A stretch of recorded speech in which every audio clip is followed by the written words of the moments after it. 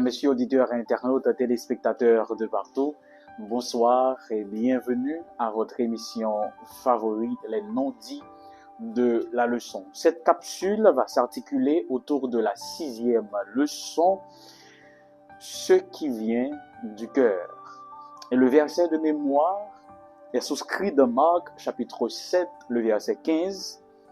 Il n'est hors de l'homme rien qui entrant à lui puisse le souiller.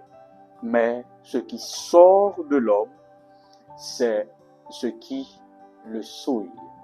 Bonne participation à cette capsule avant de commencer à nous prier. Père, humblement nous t'invoquons à prendre place, non pas assister, mais à prendre la direction de cette émission cet après-midi, afin que nous puissions saisir le sens de cette leçon. Au nom de Jésus. Amen. Première partie leçon qui s'est partie dimanche là, l'intitulé Traditions humaines et commandements de Dieu, qui chita sur Marc chapitre 7, les versets 1 à 13. Les 4 premiers versets de ce chapitre prouvent que l'évangile selon Marc a été écrit à l'intention des gentils. C'est pour cela, la coutume juive des ablutions rituelles, Marc prend un temps pour capable expliquer dans le chapitre 6 là. Pour émission après-midi, nous avons jugé les nécessaire pour que nous piochions certains versets dans l'étude que nous allons lire avant même que nous commenter parce que c'est bon pour tendre en lecture de lui pour comprendre. Par exemple, nous avons en tout premier lieu Marc 7 verset 1. Les pharisiens et les scribes et quelques scribes venus de Jérusalem s'assemblèrent auprès de Jésus. Les pharisiens de l'hébreu périchaya, qui veut dire séparer, c'est une faction religieuse qui sépare de toute l'autre juif. Dans l'idée pour capable chercher sanctification, dans l'idée pour joindre une dimension spirituelle que le commun des mortels pas gagné. Les scribes, c'est les grammatéous du grec, c'est moun qui était kembe régisse la loi. C'était des cas d'aujourd'hui la secrétaire. Yo là pour capable retranscrire les lois ou bien la Torah. Donc ils étaient venus. Et le verbe venir ici c'est erkomai. Erkomai c'est aller ou venir dans un but précis. Cela veut dire que les pharisiens et ces quelques scribes étaient venus dans un but précis. Lequel? Ils ont cherché une occasion pour capable accuser Jésus de quelque chose. Et c'est pour cela, au verset 2, ces pharisiens et ces scribes-là, ils virent quelques-uns de ses disciples, en parlant des disciples de Jésus, prendre leur repas avec les mains impures, c'est-à-dire non lavées. Les mains impures, le mot impur ici, c'est koinos. C'est un terme technique désignant ce qui est rituellement impur pour les Juifs. Donc, son mot que les Juifs ont utilisé pour désigner un monde, un objet, ou bien une partie d'un corps monde comme impur. Mais également, ce mot koinos, dans certaines versions françaises, si vous le consultez, au lieu de marquer mes impurs, il marqué mes communes. Parce que koinos également, il veut dire commun. Mais lorsqu'on parle de commun, c'est par opposition à ce qui est mis à part, sanctifié ou consacré. Donc, si nous tournons dans le texte là, il y a que les disciples de Jésus ont mangé avec des mains communes, des mains non sanctifiées, des mains non consacrées, des mains non mises à part. Il faut comprendre que ce n'est pas de question hygiène qu'a parlé là. Il ne s'agit pas de mes malpropres, mais plutôt il y a parlé de souillure. C'est comme dire que si mais on sale ou bien impur, c'est ou même qui impur. Et nous pourrons voir que Marc prend le temps pour expliquer ça dans versets 3 et 4 là. Donc ici, ces pharisiens et ces scribes, quand ils parlent de mains impures, ils n'ont pas parlé de règles sanitaires ou bien hygiéniques, mais religieuse et spirituelle. Comme quoi, avec les mains impures, on ne pourrait s'approcher de Dieu. C'est comme pour dire qu'avec les mains profanes, on pas qu'à manger. Mais il faut que mains ou sacré. Et pour capable consacrer mains, pour capable purifier mains, c'est laver. Attendez bien ça me dit là. Ici, nous ne pas parler de règles sanitaires, donc vous devez laver mains avant de manger. C'est pour cela Jésus pourra le rétorquer pour dire qu'il n'y a pas de raison. C'est pas que Jésus encourageait nous manger les mains sales, mais c'est parce que c'est pas ça qui était l'idée pharisien avec scribio. Comme quoi il faut séparer le profane avec le sacré. Je vais rapidement montrer un exemple pour comprendre qui l'idée qu'a véhiculé et une agitation scribe avec pharisien ça y est. Par contre, il s'arrive déjà pour entendre des gens qui disent il faut séparer le samedi des autres jours de la semaine. Et comment? Du dimanche au vendredi, ils fait n'importe quoi pendant la semaine. Ils fait tout ça qui pas fait bon Dieu plaisir. D'ailleurs, ils sont pas même soucieux de bon Dieu. Et quand le sabbat arrive, c'est comme quoi il faut juste une prière le vendredi soir pour devenir saint ou bien pur. Et puis après faire tout le sabbat, ils retournent dans le même bêtise. Donc ils séparent le samedi de la semaine. Et pour capable purifier, il suffit d'une prière à l'ouverture du sabbat et puis au paré pour entrer dans le sabbat. Alors ce que Jésus pour le dire, c'est pas ça qui purifie. Même je sais pas de l'eau qui lave mais on a qu'à prendre dans mon pur, c'est pas prier vendredi soir, on a qu'à prendre pur pour saluer sabbat.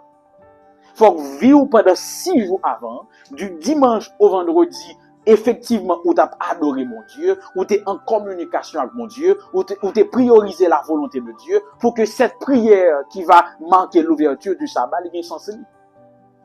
Sinon, sont tinténables, sont perdus de temps. Et quand nous faisons cela, Jésus dit que nous honoré avec lèvres nous, mais cœur nous détourné.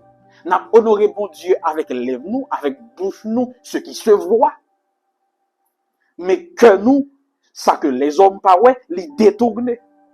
En ce sens, nous sommes religieux, nous suivons rites yo, nous suivons commandements yo, mais non pas spirituels. Parce que nous suivons pour nous montrer en apparence, mais nous pas suivons parce que nous avons besoin de relation salvatrice avec Jésus. Et c'est là toute la différence. Même avec pharisiens aujourd'hui, là, un pile fois moins à coup, fait semblant de piété, mais nous ignorons qui ça qui fait force. Même genre que Paul allait le dire dans son épître pastorale de 2 Timothée 3, verset 5, ayant l'apparence de la piété, mais rognant ce qui en fait la force. Et comme conseil, il disait à Timothée, éloigne-toi de ces hommes-là. Donc, si nous prenons un conseil pour la mettre dans le contexte de Jésus, il dit à tous disciples, éloignez-vous de ces hommes-là, des pharisiens et des scribes. Éloignez de moun sayo. Et Jésus continue. Il dit que ces pharisiens et ces scribes, ils annulent ou négligent les commandements de Dieu au profit des leurs. Parce que l'ibral mettait une sorte de différenciation ou encore l'ibral écarter les commandements de Dieu. Et puis, d'un autre côté, il mettait les traditions. Parce que les pharisiens, qui ont un ensemble de traditions, m'appelez pour nous verset 8, vous abandonnez le commandement de Dieu et vous observez la tradition des hommes. Le verset 8, toujours le même chapitre. Ici, Jésus met en opposition commandement de Dieu et tradition des hommes. Pour comprendre, il faut obligé de venir avec 2-3 mots grecs. Le mot commandement ici, c'est entolé, comme quelqu'un me l'avait proposé dans les commentaires, pour m'écrire mon grec, je l'aime dire parce que il n'est pas toujours aussi facile pour jouer un orthographe là, m'a fait. Donc, le mot commandement, c'est entolé. Entolé, c'est une parole écrite faisant autorité. Mais également dans la littérature grecque, entolé, c'est la permission de faire quelque chose. C'est uniquement dans la traduction biblique que le mot entolé, entre guillemets, commandement, revêt un sens négatif, péjoratif et limitatif. Donc le mot commandement dans la littérature grecque, c'est un mot positif. C'est la permission de faire quelque chose. C'est nous-mêmes, dans traduction biblique, qui prend commandement comme un mauvais bagage. Qui prend commandement comme une limite. Qui prend comme un bagage qui est négatif. Le mot tradition, paradoxis, c'est une parole, entre parenthèses, orale ou non écrite, faisant autorité. Est-ce que nous voyons la différence là? Commandement, c'est une parole écrite faisant autorité. Et tradition, une parole non écrite ou bien orale faisant autorité. À la différence, entolé ou commandement, c'est un mot positif. Tandis que la tradition, c'est quelque chose qui renferme. Donc, si nous retournons à la déclaration de Jésus avec ces deux définitions, donc Jésus dit ou déclare, vous anéantissez ce que Dieu vous donne pour être libre, c'est-à-dire ses commandements, et vous choisissez ce qui vous rend captif, ce qui vous renferme, c'est-à-dire les traditions des hommes. Donc, ça rapidement fait me comprendre que quand Dieu nous donne sa loi ou ses lois, c'est pas pour rendre nous prisonniers, mais c'est pour affranchir nous. Donc, la loi de Dieu nous libère. La loi de Dieu nous rend libres. Bon, rapidement montrons un exemple pour ouais, samedi a tout sens. Voyons vrai chrétien qui vivent de tous côtés. Et il pas gain droit en compte avec nous. Ça fait ça. Parce que la loi de Dieu étant au-dessus de toutes les lois, comportement chrétien, style de vie chrétien, a fait le pape jamais tomber en bas infraction. Parce que toute loi, toute constitution, les hommes rappelez me dit ça dans une leçon que nous fait dans le questionnaire passé, côté ils ont déclaré que pas aucune loi humaine capable d'égaler la parole de Dieu. Parce que seule la loi de Dieu rend parfait. Donc si je suis la loi bon Dieu, je suis un qui est parfait. Et vous comprenez. Et comme exemple, pour montrer que effectivement, il y a anéanti les lois de Dieu au profit et des traditions d'hommes, Jésus pourra citer un exemple saillant. Attendez bien ça me dit là. Dans Marc chapitre 7, verset 11 à 13, Jésus dit, mais vous, donc nous avons cheville rédactionnelle là, mais vous dites, pour qui ça gagne c'est parce que Jésus s'est cité, il y a un commandement dans le décalogue, là, côté il te dit, honorer maman ou papa. Et puis il dit, mais nous-mêmes, vous dites, attendez bien, si un homme dit à son père ou à sa mère, ce dont j'aurais pu t'assister est corban ou corban, c'est-à-dire une offrande à Dieu, verset 12, vous ne le laissez plus rien faire pour son père ou pour sa mère, verset 13, annulant ici la parole de Dieu par votre tradition que vous avez établie et vous faites beaucoup de choses semblables. Donc, la parole de Dieu, les commandements de Dieu te dit que nous devons honorer maman nous avec papa nous. Mais une tradition qui dit, si comme non pas choix, ou tu dois assister maman papa là, ou prendre, ou engager dans un service en temps plein, même si maman papa mourir, ça va garder. Parce que ici, assister, ce mot grec veut dire porter secours dans un besoin périlleux. Exemple saillant et choqué.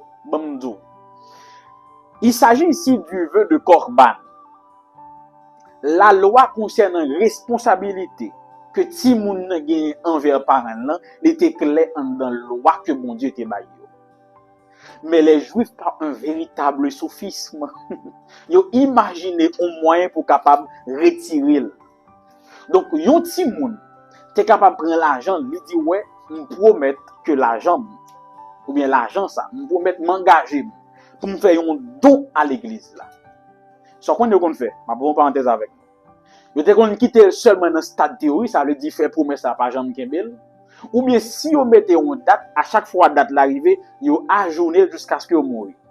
qu'on y a bam d'où ça gagne. Qu'on y a si me dit ouais l'argent, me dit ouais mon telle somme cop, c'est pour offrir à l'Éternel. Même si parents me tombent malade, même si papa me tombe malade, au lieu pour me prendre l'argent pour m'aider, me dit ah comme là, les gars socialement pas qu'à dépenser. Les gars font promesse à Dieu, me pas qu'à retirer la dette et puis quitter parents mourir. Tout ça à cause de la tradition. Donc le mot korban ici, c'est la transcription de mots hébreux signifiant offrande à Dieu ou encore offrande consacrée à Dieu. Donc depuis là, j'aime dit m'baye bon Dieu, même si parents mourir, ça va garder. Son façon que juste été utilisé pour capable dérober de prérogatives que tu gagné envers leurs parents selon la Torah. Deuxième partie leçon, partie lundi, c'est les mains propres ou un cœur pur. Les chita sous deux textes. Marc 7, verset 14 à 19 et Marc 7, verset 20 à 23. Et la grande question pour introduire cette partie, qu'est-ce qui peut souiller l'homme? Qui ça qui est capable de rendre l'homme impie? Et Jésus va répondre dans Marc 7, verset 14 et 15 que je lis pour vous. Ayant de nouveau appelé la foule à lui, en parlant de Jésus, il lui dit, écoutez-moi et comprenez, verset 15, il n'est hors de l'homme rien qui entrant en lui puisse le souiller. Mais ce qui sort de l'homme, c'est ce qui le souille. Jésus et les foules là, il y a deux impératifs. Tendez et puis comprenez. Écoutez ici, c'est akouro, qui veut dire percevoir ce qui est dit. C'est agir en tenant compte de ce qui a été dit. Comprenez, soulignez, adoptez la perception avec ce qui est perçu, joindre ensemble dans l'esprit. Le mot soulignez, c'est un mot utilisé par Platon dans son livre La République, côté l'a fait Socrate parler.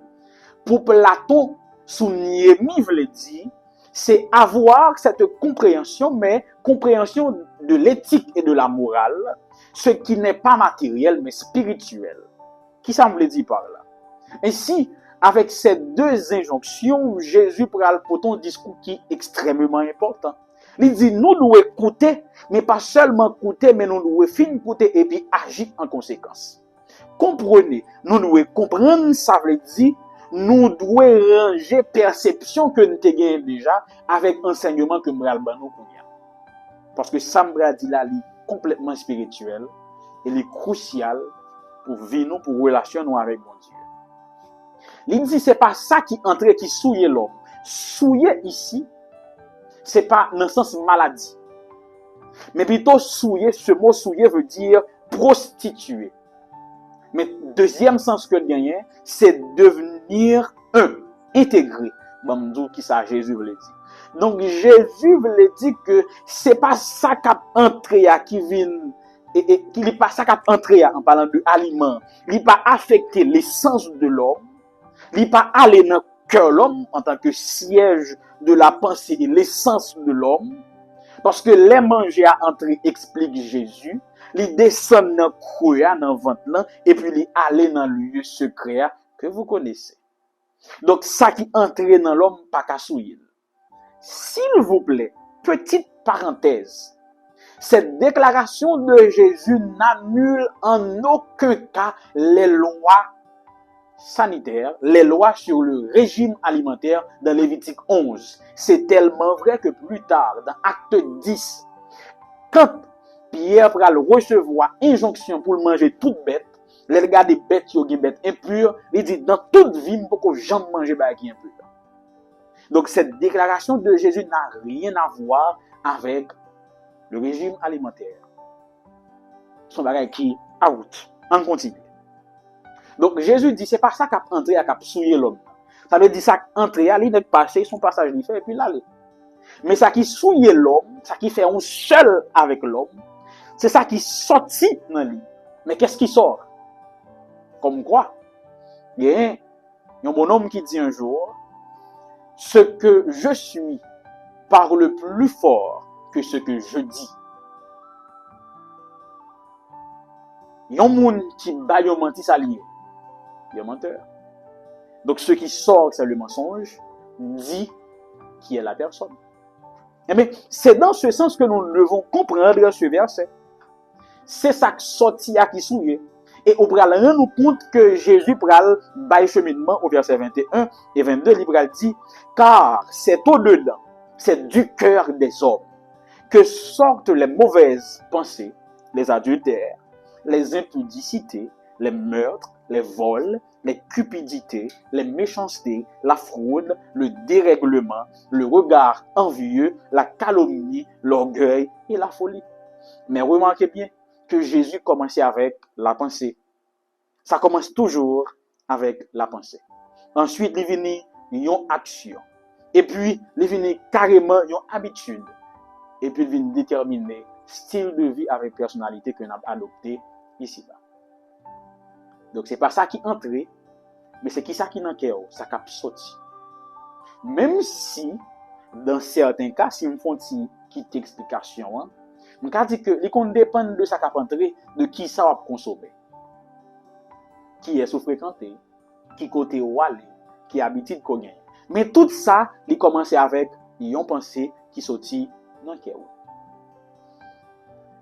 Troisième partie leçon, c'est des miettes pour les chiens. Partie mardi. Qui chute à quoi dans Marc 7, verset 24 à 30. C'est un récit que nous connaissons déjà. Mais il est significatif de noter que ce miracle, il est le suivant, il est fait dans un territoire païen.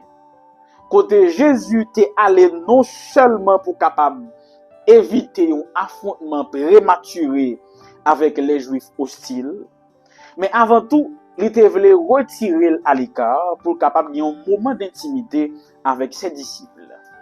Et petite parenthèse, le fait que Jésus allait entreprendre un court ministère, la caille gentille ou la caille païen, ça t'a déjà annoncé la portée universelle de l'évangile. Dans ce récit, il est question d'une femme païenne et que Marc présentait d'abord selon sa religion ou sa langue. Il dit qu'elle était grecque, donc soit c'est sa religion ou sa langue. Ensuite, il présentait nationalité, c'est-à-dire qu'elle était phénicienne de Syrie, descendante des Cananéens. Et quand il vient contre Jésus, parce que semble-t-il que son enfant était malade, était possédé, je dirais mieux, il vient contre Jésus, il dit, Jésus, fais un bagage pour moi. Et Jésus répond, je ne peux pas gagner un morceau de pain, je ne peux pas gagner un morceau de manger pour me laguer le chien. Une réponse qui était assez dure, connaissant la personne de Jésus, pour qui ça, il fait le gros set malhonnête ça. Mais il a dit malhonnête qui va arrêter avec chien en Haïti. Mais pourtant, dame te comprendre le message. Parce qu'en réalité, Jésus envoyait un message à la femme en tant que Dieu qu'il savait que la femme allait comprendre. Et que ce récit t'est renfermé là-dedans dans l'autre dimension spirituelle. Je vais m'expliquer. Jésus, semble-t-il, traitait de chien, je dirais mieux, de chienne. À Tyr, il y avait une triade. Baal, Astarté et Melkar.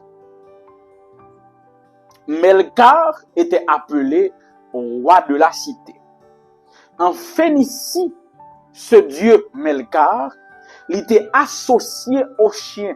Donc, pour représenter ce dieu païen, nous avons utilisé chien en Phénicie, dans la ville, dans la contrée que dame s'assortit, que la dame connaissait. Le pain ici, lui représentait ce que Dieu accorde à son peuple. Et également ce que la femme désire, une intervention de Dieu, une révélation de Dieu, une manifestation de sa miséricorde envers les hommes. C'est ça que pain symbolisait là. Et Jésus dit, pas prendre pain, ça qui est destiné à son peuple, en l'occurrence Israël, pour me jeter au chien. Mais notez bien que ici, le mot chien, kinaria, c'est pas un chien errant. C'est pas un chien dans la rue. Mais plutôt son compagnon de la famille. Ce mot que Jésus allait utiliser, c'est-à-dire que c'est pas un chien errant, c'est pas un chien dans la rue, mais son chien ou dans le caille.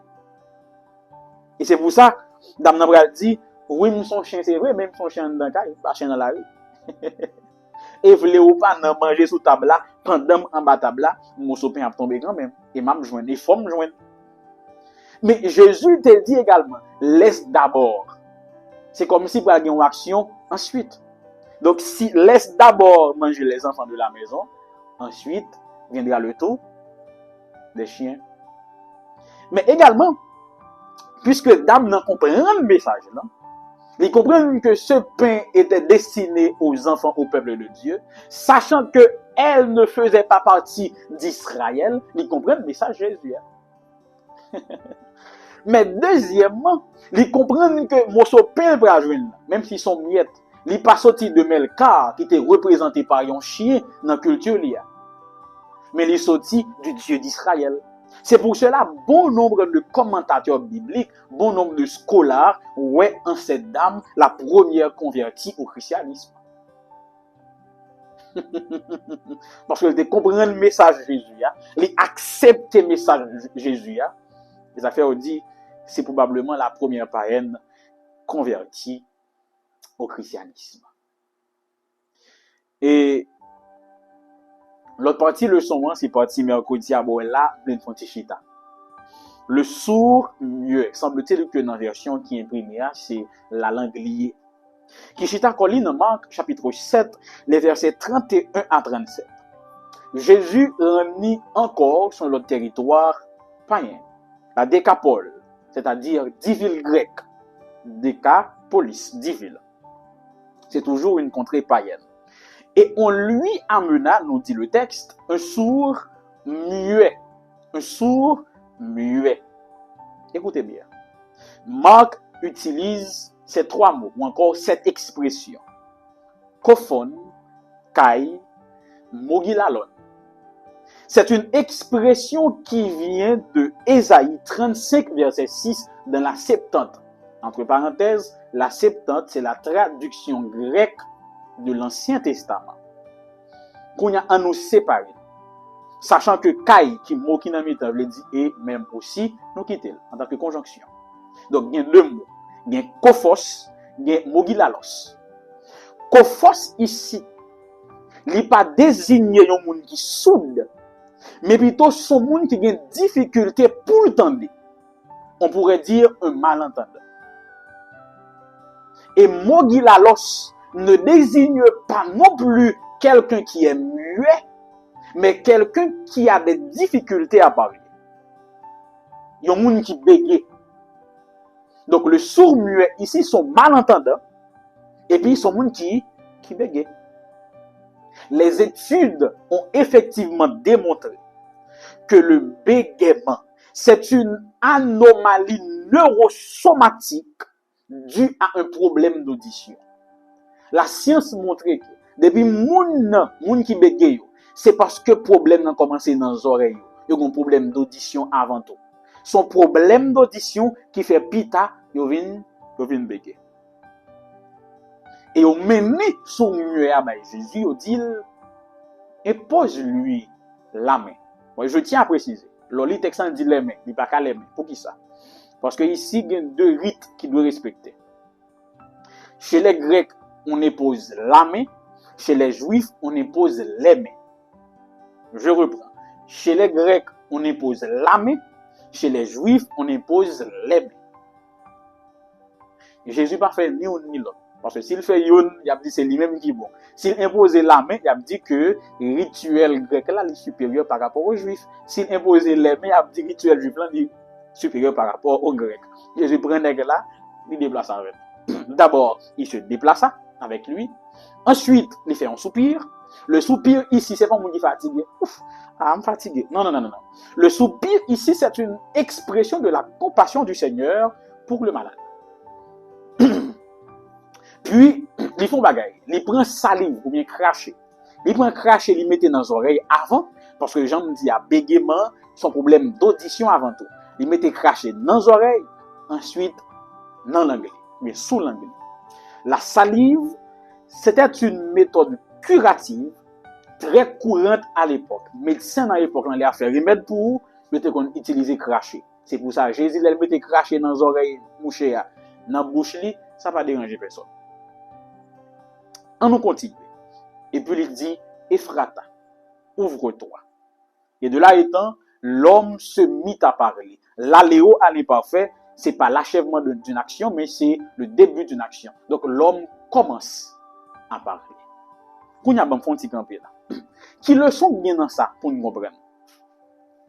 J'en me dis, il n'est pas soude, mais il a une difficulté pour le tendre. Et parce que le pas de cas tendait bien, fait pas de cas parler bien. En réalité, il y a une leçon spirituelle qui allait au-delà de l'histoire là. Qui soit qu'on est lié. Si nous pas écouter mon Dieu, langue nous applier. Depuis c'est mon qui pas tendre voix bon Dieu, qui pas tendre parole bon Dieu, automatiquement langue nous applier. Nous devons avoir une bonne audition spirituelle pour pouvoir parler au nom de Dieu et prêcher l'évangile. Tout le monde qui pas tendre bon Dieu, qui prétend qu'à prêcher, bégayer à bégayer. Celui qui n'écoute pas Dieu devient bègue. C'est pour cela, moi-même dis-nous, n'écoutez pas les prédicateurs qui n'écoutent pas Dieu. Et nous-mêmes, nous devons cultiver cette habitude d'écouter Dieu. Et si le ça, n'a qu'à parler pour mon Dieu. N'a qu'à parler avec puissance et force, n'a qu'à prêcher l'évangile là tout bon. Écoutez Dieu, ensuite, vous parlerez pour Dieu. Dernière partie leçon pour quitter nous, c'est gardez-vous les mauvais pains. Gardez-vous des mauvais pains dans Marc 8, verset 11 à 13. Le texte dit que les pharisiens, avec l'intention d'éprouver Jésus, ici éprouver, c'est pour voir est-ce que réellement il est le Messie promis. Notez bien que scène ça qu'a joué là, il passait immédiatement après que Jésus fit multiplier les pains une deuxième fois. Il dit Jésus, ben nous un signe pour nous voir si tout bon c'est Messie. Donc il n'y a pas de l'autre multiplication, mais une troisième multiplication, mais probablement on attend une voix qui saute dans le ciel là, qui pour confirmer la messianité ou encore l'identité de Jésus. Mais comme le dicton le dit assez clairement, il n'y a pas pire aveugle que celui qui ne veut pas voir. Donc toutes les preuves étaient là, toutes les prophéties étaient là, toutes les prophéties pointaient vers Jésus, que même Bartimée le voyait étant aveugle, que même la femme samaritaine le savait, que même la femme syrophénicienne le savait, mais pas les pharisiens et les scribes. Parce qu'il n'y a pas pire aveugle que celui qui ne veut pas voir. Donc, quel que soit le signe que Jésus t'a montré, rien n'a pas changé. Mais Jésus t'a pas répondu qu'il n'a pas fait parce que je ne suis pas une célébrité, je ne suis pas venu là pour faire un show. Mais son mission que j'ai, une mission pour me capable de sauver les hommes. Donc, je ne suis pas venu là pour épater la galère. Et laisse ça fin passer. Jésus se retira parmi eux. Jésus prend disciples au l'aller. Et pendant que le aller au verset 15, Marc 8, verset 15, je lis pour vous, Jésus leur fit cette recommandation. Gardez-vous avec soin du levain des pharisiens et du levain d'Hérode. Qu'est-ce que cela veut dire? D'ailleurs, le film dit ça, il dit qu'il est parce qu'il ne va pas prendre pain qu'il dit ça. Il ne comprenait pas. Dommage. Le levain du pharisien, c'est la piété, mais la piété vide. C'est la piété, mais la piété vide. C'est l'hypocrisie. Parce que les pharisiens étaient qu'on exigeait l'observation stricte des commandements et des traditions pour l'apparence. c'est parce que tu voulais montrer au sein dans les hommes qui fait un style de vie ça. Pas parce que tu as cherché une relation avec mon Dieu. Donc c'est la piété vide, l'hypocrisie. Et je reprends les paroles de Paul dans 2 Timothée 3,5. Ils ont l'apparence de la piété, mais ils renient ce qui en fait vraiment la force. Et nous devons nous éloigner de ces hommes-là. Le levain d'Hérode lui représentait la ruse ou la séduction. Bon, tout ça qui fait ça. Hérode était réputé pour qui ça? Son nègre qui n'a pas fait rien sans le parler intérêt personnel. Même festin t'a fait pendant Jean-Baptiste est mort en fait pour tuer Jean-Baptiste là. Il était fait parce qu'il était une intention vinoise. Donc tout ça monsieur a fait, l'histoire relève que il fait pour être. Il fait parce qu'il a un intérêt personnel.